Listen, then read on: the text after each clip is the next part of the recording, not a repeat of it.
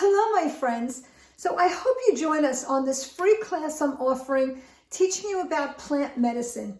They're flower remedies, which is its own healing modality that really works specifically on our mental health and happiness.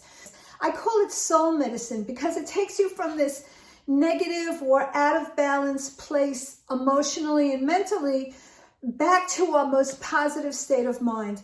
I've written 2 books, one on relieving anxiety and one for ASD symptoms.